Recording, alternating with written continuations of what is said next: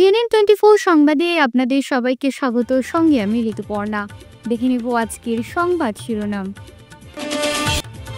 চন্দ্রনাথপুর লঙ্কা বিকল্প রেল লাইনের 128 কিলোমিটারের জরিপ শেষ, কাজ শুরু, শুধু সময়ের অপেক্ষা, জানালেন সাংসদ পরিমল শুক্লবৈদ্য। ধলাইয়ে রাস্তা ডুবে থাকায় 3 কিলোমিটার পায়ে হাঁটলেন গর্ভবতী মহিলা। ব্যারাক নাগরিক সংসদের উদ্যোগে আন্তর্জাতিক মাদকদ্রব্য অপব্যবহার ও অবৈধ পাচার বিরোধী দিবস ও সংবর্ধনা। কিশোর কিশোরীদের মধ্যে মাদকাসক্ত সেবন ও পাচার রোধে সচেতন নাগরিকদের এগিয়ে আসতে হবে, বললেন বিধায়ক দীপায়ন চক্রবর্তী। রাধামাধব কলেজে এনসিসি প্রথম ব্যাচ বাছাইয়ে লিখিত ও শারীরিক ট্রেনিং সম্পন্ন।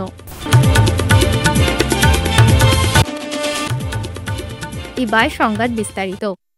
চন্দ্রনাথপুর লঙ্কা বিকল্প রেল লাইনের 128 কিলোমিটার জরিপ ইতিমধ্যে শেষ, কাজ শুরু, শুধু সময়ের অপেক্ষা। এই মুহূর্তে যখন বরাক উপত্যকা যোগাযোগের ব্যবস্থা স্তব্ধ, ঠিক সেই সময় আশার বাণী শোনালেন শিলচর লোকসভার সাংসদ পরিমল শুক্লবৈদ্য।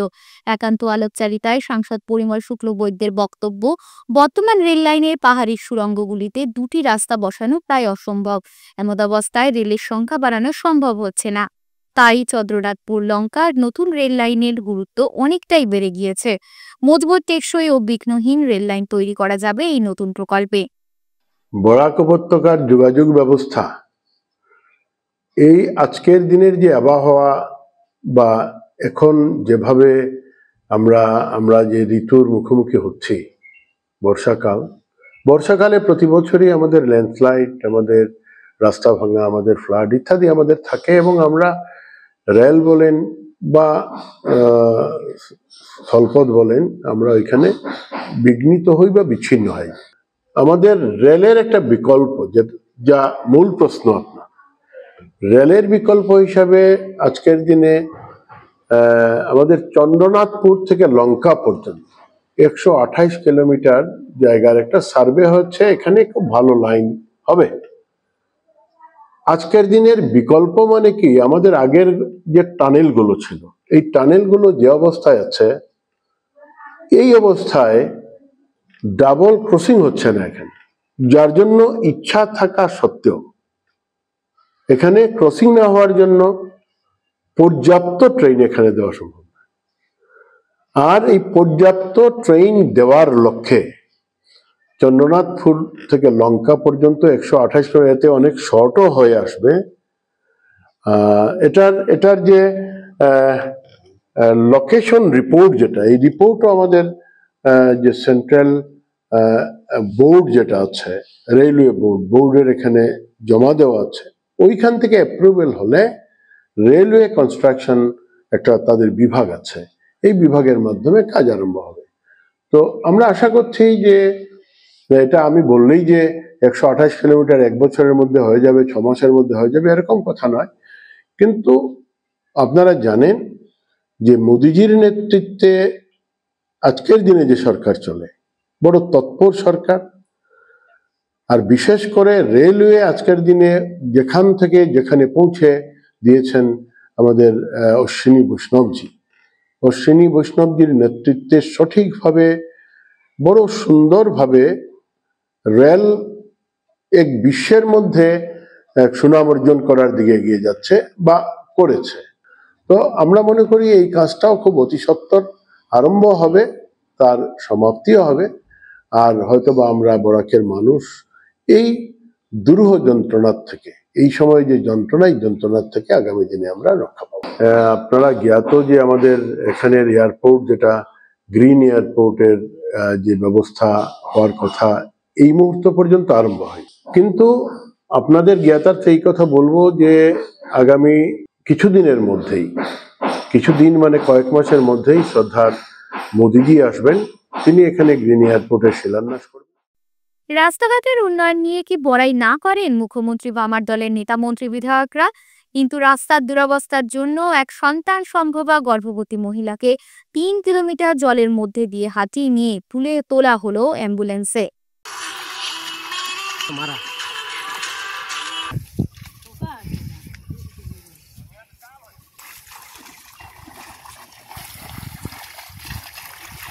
এই দেখেন টুপিডোর পার্ট 2 রাস্তা আজকে এই যে ডেলিভারি কন্ডিশন লইয়া এই মেয়েগুলা যে তারারে লইয়া যাইতো আর এই যে দেখেন অ্যাম্বুলেন্স এখানে আইয়া খাড়া হইয়া রয়েছে অ্যাম্বুলেন্স আইতে পারেন না আর সরকারের কাছে এই যে বারবার আমরা নিবেদন করার বাদেও রাস্তাটা আর বানাইয়া দেন না আর এই দেখুন ডেলিভারি কেস লইয়া আমরা এখন অ্যাম্বুলেন্স সামনে আইয়া আটকিয়া রয়েছে জলদি করো জলদি।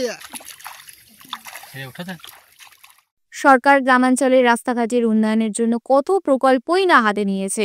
একই সঙ্গে গর্ভবতী মহিলাদের হাসপাতালে নিয়ে যাওয়ার জন্য গাড়ির ব্যবস্থাও করে দিয়েছে স্বাস্থ্য বিভাগ। কিন্তু আদৌ কি এই সমস্ত প্রকল্পের সুযোগ সুবিধাগুলো ভোগ করতে পারছেন জনগণ?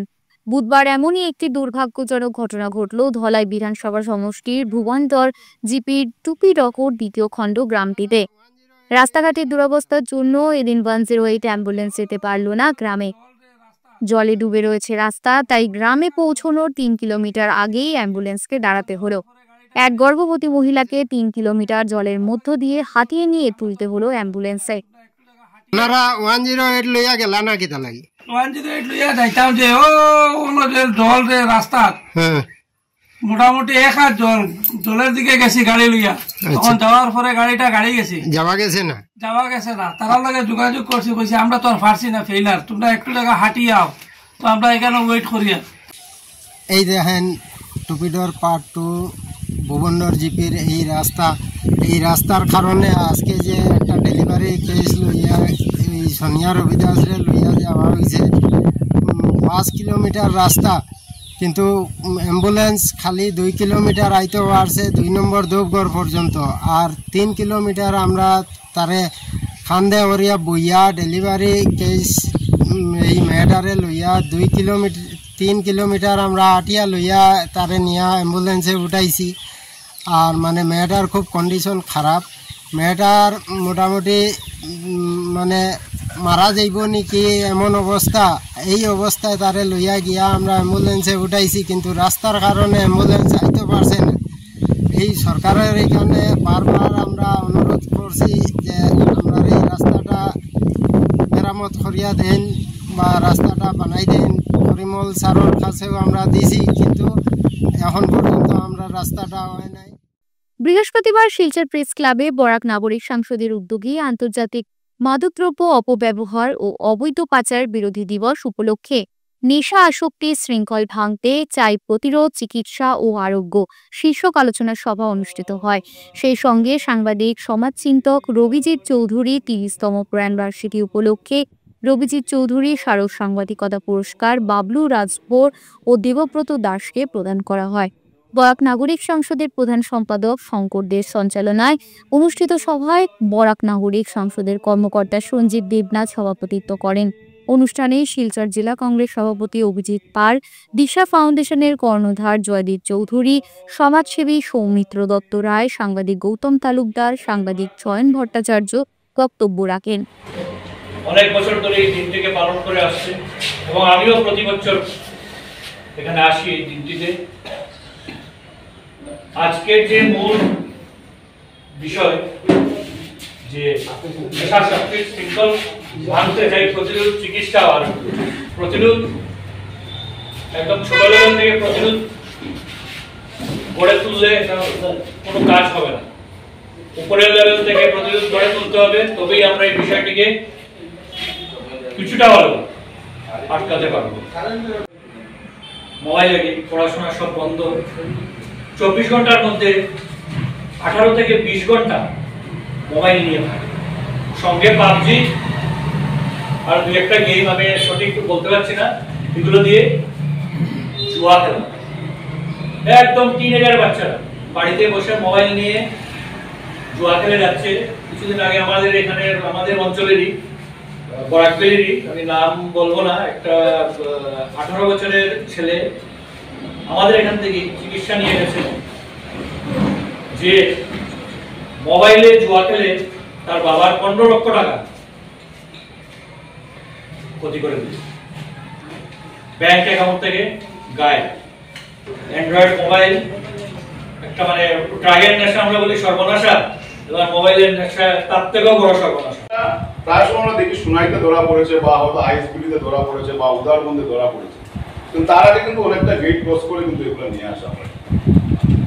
আজকে প্রফেসর সুব্রতদেব বলেছেন উনি, সেটার মধ্যে অনেক প্রশ্ন থেকে যায় যে আমরা সাধারণত দেখি একটা গাড়ি যখন হয়তো অন্য কোনো জিনিস নিয়ে যখন একটা নিত্য প্রয়োজনীয় জিনিস নিয়ে আসে তখন কিন্তু পুলিশ তন্ন তন্ন করে সবগুলো চেক করা হয়। যখন ঔষধ নিয়ে যায় তখনও কিন্তু এগুলো একবারে পেপার থেকে শুরু করে জিএসটি থেকে শুরু করে মেডিসিন থেকে শুরু করে সব কিছু চেক করা হয়। এবং এটা অসম্ভব যে কোনো পুলিশের ইনফরমেশন ছাড়া বা কোনো সরকারের মদত ছাড়া কোনোভাবে কোনো সমাজ বিরোধী কোনো কার্যকলাপ হতে পারে না। সেই ব্যাপারে সরকার চেষ্টা করে যাচ্ছে, সেটা প্রশংসার ব্যাপার, পুলিশ সুপার প্রশংসার ব্যাপার, প্রশংসার ব্যাপার। আর সেই দিকে আবার দেখা যায় দিন দিন ড্রাগসের আসক্ত বাড়ছে। প্রতি বছর 26শে জুন পালিত হয় বিশ্ব মাদক বিরোধী দিবস। মাদকের অপব্যবহারের ক্ষতিকর পরিণতি সম্পর্কে জনসাধারণকে সচেতন করার জন্য একটি গুরুত্বপূর্ণ প্ল্যাটফর্ম হিসেবে কাজ করে। এটি বিশ্বব্যাপী ব্যক্তিদের মাদকাসক্তি প্রতিরোধ এবং অবৈধ মাদক ব্যবসার বিরুদ্ধে লড়াইয়ের প্রচেষ্টায় অংশগ্রহণ করতে উৎসাহিত করে। বৃহস্পতিবার আন্তর্জাতিক মাদকদ্রব্য অপব্যবহার ও অবৈধ পাচার বিরোধী দিবস কেন্দ্র করে শিলচরের বিধায়ক দীপায়ন চক্রবর্তী শ্রীকোনার বাদশাবাড়িস্থিত 12 স্টেপ ফাউন্ডেশন নেশামুক্তি ও পুনর্বাসন কেন্দ্রে এবং শিলচর শাহী উইমেন ফাউন্ডেশনের চিকিৎসারত উভয় নেশামুক্তি ও পুনর্বাসন কেন্দ্রে উপস্থিত হয়ে উভয়েরই নেশামুক্তি ও পুনর্বাসন কেন্দ্রে চিকিৎসারত পুরুষ ও মহিলাদের সঙ্গে মত বিনিময় করেন এবং চিকিৎসারত নেশাসক্তদের মধ্যে ফল বিতরণ করেন।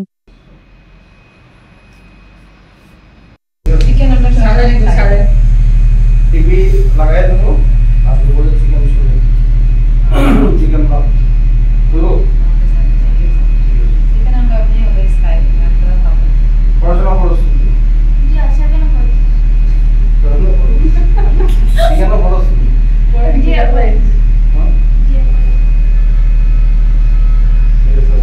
আপনি বাইরে তো লাগো কিসে আসিস না সামনে বাড়িতে বাইরে তো লাগো।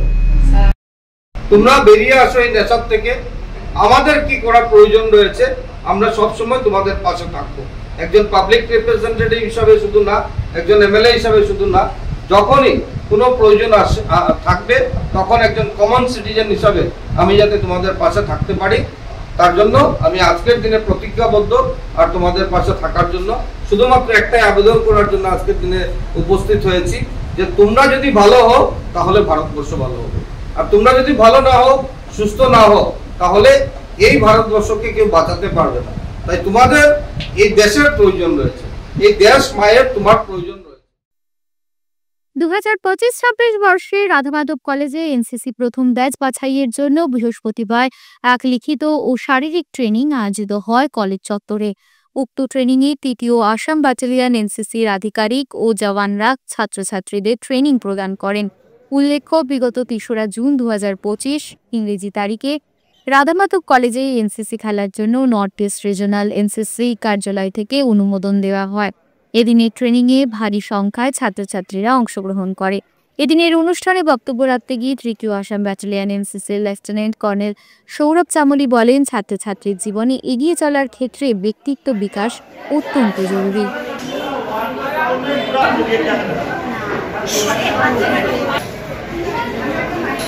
करेगा मैसेज एक दिन पहले बहुत पेन होना चाहिए, अलग राइट करना, समय बताना, टाइम हमने जो पास किया उसको बताना, उस पर नहीं तो आप लोग तो पर्सनालिटी डेवलपमेंट, अपने को ग्रूम करना, अच्छी हैबिट सीखना, ठीक है, गुड क्वालिटीज अपने अंदर लेके आना, ठीक है, ये बहुत जरूरी है अपनी पर्सनालिटी को शेप अप करने में।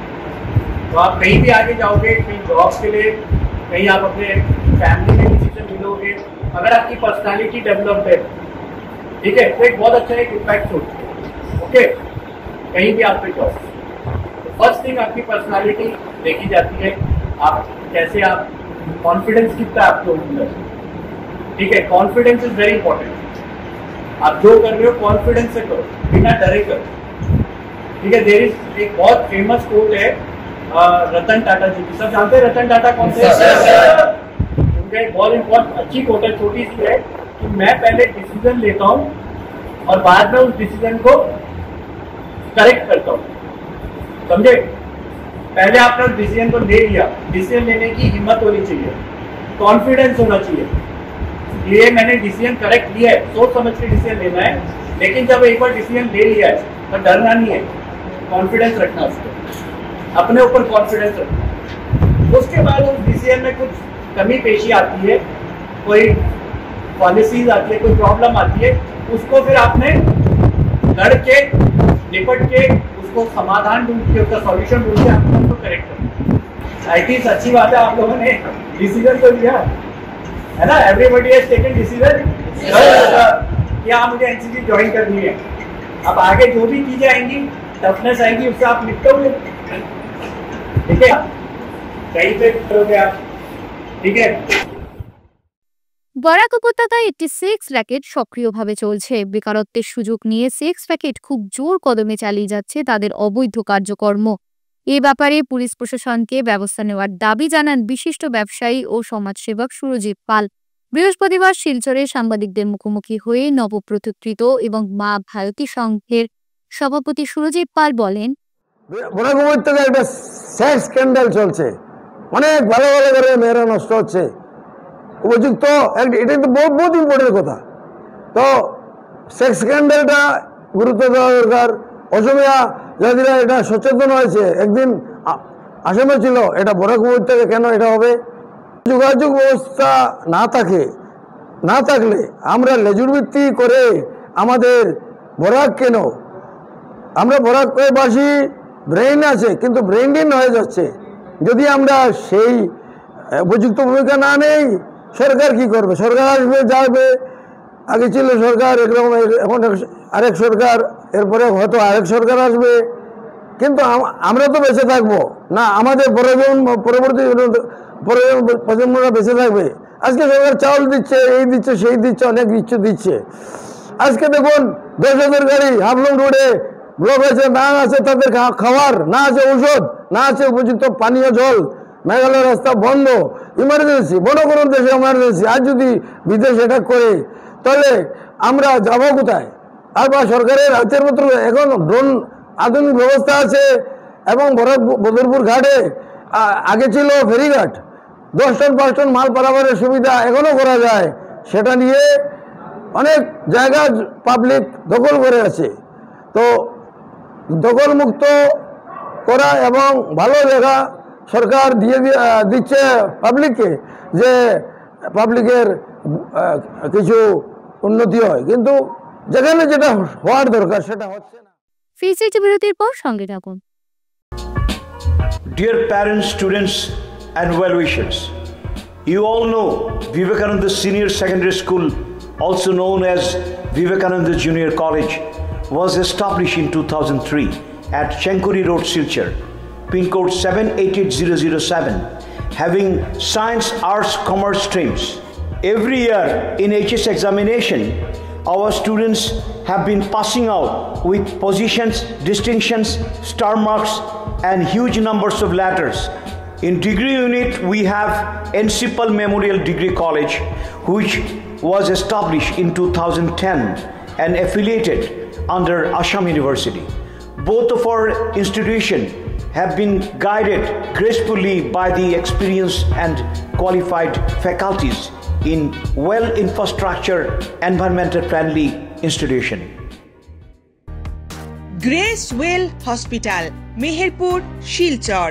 এখানে আপনারা পাবেন ডায়ালিসিস, এন্ডোস্কোপি, সোনোগ্রাফি, ইকোকার্ডিওগ্রাফি, এক্স-রের মতো বিশেষ সুবিধে।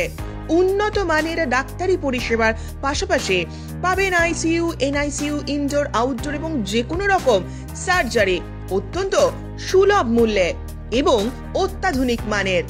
গ্রেসওয়েল হসপিটাল বিভিন্ন ধরনের চিকিৎসা পরিষেবার পাশাপাশি এখানে আপনারা পাবেন বন্ধাত্ব কাটিয়ে মাতৃত্ব এবং পিতৃত্বের আশ্বাস। আপনার সুস্থ জীবনের লক্ষ্যে সর্বদা কাজ করে চলেছে গ্রেসওয়েল হসপিটালের সদস্যবৃন্দ। ঠিকানা গ্রেসওয়েল হসপিটাল, মেহেরপুর, শিলচর 788015। আপনার সুস্থ এবং মঙ্গলময় জীবন কামনা করি আমরা। গ্রেসওয়েল হসপিটাল। ফিরে এলাম বিরতির পর। পঞ্চায়েত নির্বাচন শেষ হলেও নির্বাচনের রেশ এখনো শেষ হয়নি। রাজ্য সরকার ত্রিস্তরীয় পঞ্চায়েত নির্বাচনে নির্বাচিত গ্রুপ সদস্যদের নির্বাচনের মাধ্যমে পঞ্চায়েত সভাপতিদের চয়ন করার নিয়ম চালু করায় কাছাড় জেলায় ২৬ জুন থেকে শুরু হয়েছে পঞ্চায়েত সভাপতি নির্বাচন পর্ব। বৃহস্পতিবার কাছাড় জেলার বরজালেঙ্গা, নরসিংপুর, বরখলা এবং কালাইন ব্লকের প্রথম দিনের পঞ্চায়েত সভাপতিদের নির্বাচন করেন নির্বাচিত গ্রুপ সদস্যরা। বরজালেঙ্গা ব্লকে ইলেকশন অফিসার মাছি তপন পঞ্চায়েত সভাপতি নির্বাচন এবং গ্রুপ সদস্যদের শপথ গ্রহণ করান। ধোয়ারবন জিপিতে সভাপতি নির্বাচিত হন মায়ারানী নুনিয়া। এদিকে নরসিংপুর ব্লকে 4টি পঞ্চায়েতের সভাপতি নির্বাচন হওয়ার কথা থাকলেও 3টি পঞ্চায়েতের সভাপতি নির্বাচন করা হয়। এর মধ্যে জটিলতা থাকায় চান্নিঘাট পঞ্চায়েতের সভাপতি নির্বাচন হয়নি। বাবুল চন্দ্র দাস, আমি 9 নম্বর ওয়ার্ডে ধোয়ারবন জিপি 9 নম্বর ওয়ার্ডের সদস্য। আর আমি আজকে ভাইস প্রেসিডেন্ট হিসাবে মনোনীত হয়েছি। আর আগামীতে আমার জিপিতে যে সরকার তরফ থেকে যেসব কাজ আইব, যেগুলো জনগণের অসুবিধা আছে, এগুলো আমি চেষ্টা করবো যাতে কাজ করিয়ে আমি সরকারের সন্তুষ্ট করতে পারি। নমস্কার, আমার নাম সঞ্জয় কৈরি। আমি ধলাই নরসিংপুর মণ্ডল ভারতীয় জনতা পার্টির সভাপতি। আমাদের আজকে ধলাই নরসিংপুর ডেভেলপমেন্ট ব্লকের আওতাধীন 4টা জিপিতে পঞ্চায়েত বডি গঠন হওয়ার কথা ছিল, কিন্তু 3টি জিপিতে আজকে আমাদের সভাপতি সহসভাপতি আমরা নির্বাচিত করেছি। যারা গ্রুপ সদস্যরা ছিলেন ওনাদের ভোটদানের প্রক্রিয়ার মাধ্যমে, যার মধ্যে শেওড়াথল জিপি, শ্যামাচরণপুর জিপি ও সত্যগ্রাম জিপি, এই 3টি জিপিতে আমাদের পঞ্চায়েত বডি গঠন হয়েছে। অনিবার্য কারণের জন্য আমাদের চান্নিঘাট জিপি গঠন হয় নাই। আমি প্রথমেই আমাদের যে 3 জিপির জনসাধারণ, 3 জিপিতে কারা হয়েছে? 3 জিপিতে আমাদের শেওড়াথল জিপিতে আমাদের প্রীতিশচন্দ্র দাস উনি সভাপতি হয়েছেন। শেওড়াথল জিপিতে রাখি বর্মন উনি সভাপতি হয়েছেন। ও সত্যগ্রাম জিপিতে আপনাদের সামনে আনোয়ার হোসেন লস্কর মহাশয় সভাপতি হয়েছেন। এই আজকে যে জয় হয়েছে বা আজকে জিপি সভাপতি হয়েছেন, এটি সম্পূর্ণ জনগণের দোয়া ও আশীর্বাদ। সঙ্গে সঙ্গে যারা গ্রুপ সদস্যা নির্বাচিত হয়েছিলেন ওনাদের প্রক্রিয়ার মাধ্যমে এখানে সভাপতি নির্বাচিত করেছেন সরকারের গাইডলাইন মেনে। Today the election for the selection of GP president and also for the vice president was conducted under Dholai Narsinghpur Development for 4 GPs, was Saptagram, Shamacharanpur, Chanighat and this one Shorathal GP. So we have conducted the election without any problem according to the rules as guidelines provided in the Assam Panchayat Act. So Chanighat we could not conduct, we had to adjourn the meeting because the quorum was not met. So we will be rescheduling a new date after giving the report to the district, and then we will fix a new date for conduction of Chanighat GP. Thank you. The rest three day we have all elected the GP presidents and the vice presidents. বরখলায় মাইনাগড়ে বাঘের আতঙ্ক, বাঘ কারাবন্দি করতে বন বিভাগের তরফে বসানো হলো পিঞ্জরা। বিগত বেশ কিছুদিন বনাঞ্চল ছেড়ে বরখলার বনাঞ্চলে বাঘের বিচরণের খবর সামনে আসছে। এমনকি বন বিভাগের রাডারে ধরা পড়েছে এমন ঘটনা। বিশেষ করে ময়নাগড় এলাকায় বিগত বেশ কিছুদিন ধরে বাঘের আতঙ্ক জনমনে ত্রাস সৃষ্টি করে চলেছে। দেখুন সবিশেষ। বাঘ গবাদি পশু ভক্ষণ করছে বলে অভিযোগ আসছে। এমনকি বাঘের ছোবলে মৃত্যু হচ্ছে গরু, ছাগল সহ গৃহপালিত পশুর। এই মৃত্যুর ঘটনায় জনগণের অভিযোগের পরিপ্রেক্ষিতে এবার নড়েচড়ে বসল বন বিভাগ। বাঘের খোঁজে বন বিভাগ অভিযান চালানোর সাথে বাঘকে কারাবন্দী করতেও তৎপর। তাৎপর্যপূর্ণ বিষয় হচ্ছে এই এলাকা থেকে বড়াইল অভয়ারণ্য খুব একটা দূরে নয়। ফলে বিগত দিনে বড়খোলার বড়াইল অভয়ারণ্য পার্শ্ববর্তী বড়খোলার মছুয়াপাড়া এলাকায় এক ব্যক্তির বাড়ির গোয়াল ঘরে ঢুকেছিল বাঘ। দিনভর প্রচেষ্টা চালিয়ে সেই বাঘকে খাঁচাবন্দি করতে পারেনি বন বিভাগ। তাদের কথায় সেই বাঘকে কারাবন্দি করার মতো ব্যবস্থা ছিল না বরাকে, কাজিরাঙ্গায় রয়েছে। ফলে সন্ধে নাগাদ বাজি পটকা পোড়ানোর সাথে আগুন জ্বালিয়ে বাঘকে বড়াইল অভয়ারণ্য মুখে পাঠানো হয়েছিল। এতে বাঘের আনাগোনার খবরের যে সত্যতা রয়েছে সেটা স্পষ্ট। এরকম মানে আমার কাছে একটা ইনফরমেশন আইছিল, যেহেতু বালাছাড়া বিট অফিসও আইছে আর আমার কাছে আইছে ওয়াইল্ড লাইফ রেস্কিউ টিমের কাছে, যে এরকম একটা গরু মারা হয়েছে এই জায়গাতে, মানে বাঘে অ্যাটাক করে এটা জঙ্গলে টানিয়ে লয়ে গেছে। তো লোকাল মানুষরা তো অবভিয়াসলি বাঘ নামই বহুত ডেঞ্জারাস।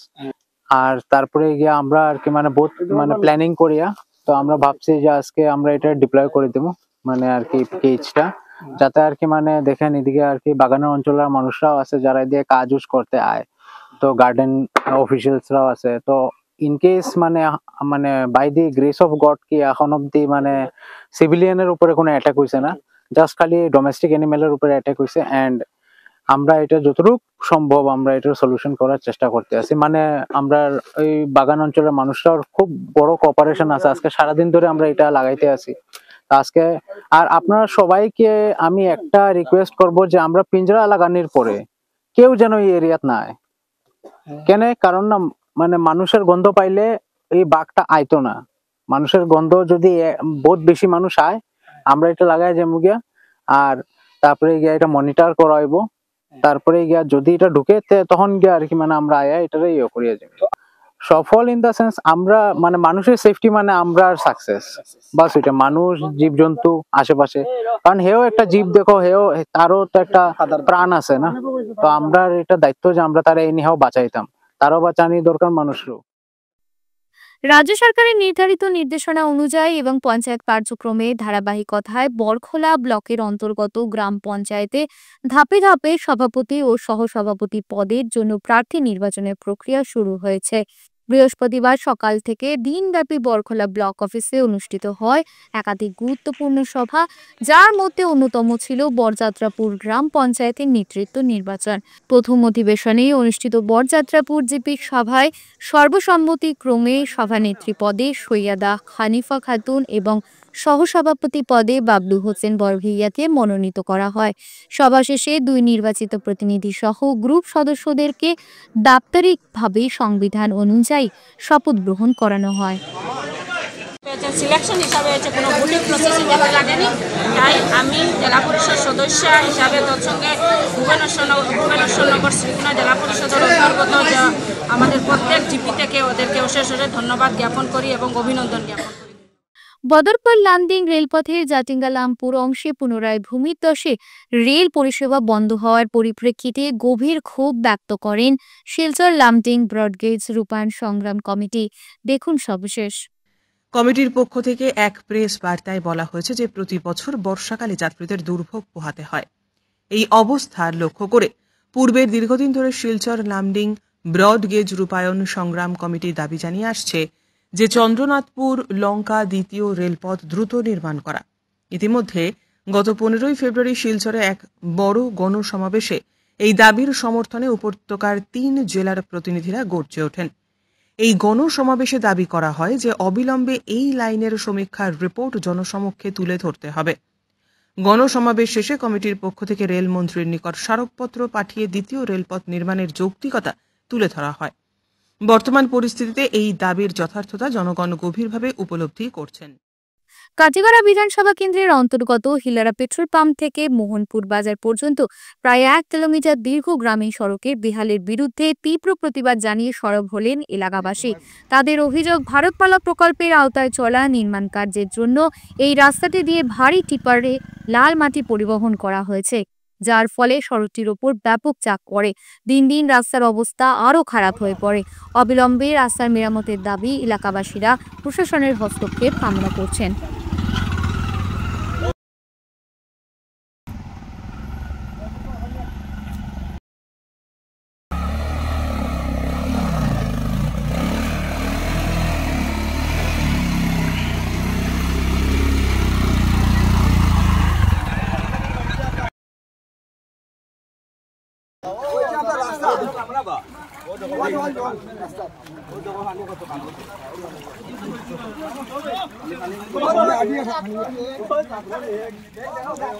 আমার নাম আব্দুল্লাহ আব্বাস, কানপুর জিপির 4 নম্বর গ্রুপের মেম্বার।